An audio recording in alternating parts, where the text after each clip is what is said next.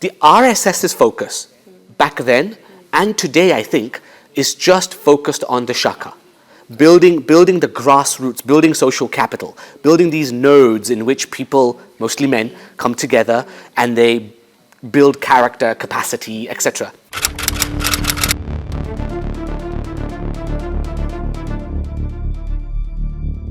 That brings me to those theories that are peddled by a lot of the opposition leaders today about how RSS did not really participate in the freedom struggle.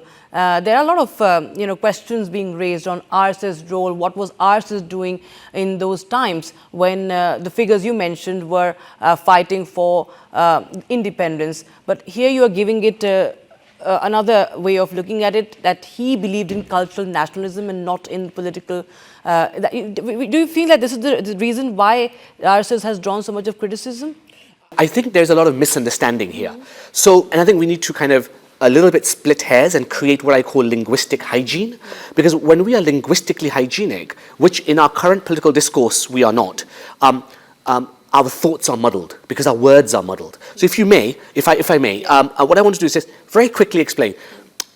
Because the Hedgewarian worldview rests in cultural nationalism, the RSS's focus back then and today, I think, is just focused on the shaka, building the grassroots, building social capital, building these nodes in which people, mostly men, come together and they build character, capacity, etc.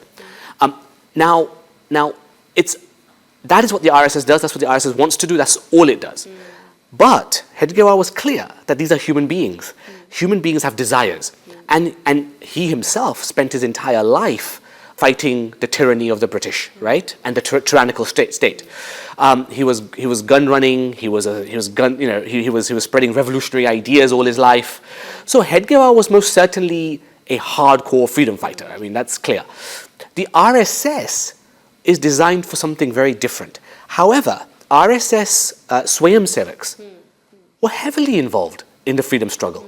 And I think here historians either naively or mischievously fail to differentiate that the individuals of the RSS were all heavily involved in the freedom struggle, right the way till the end.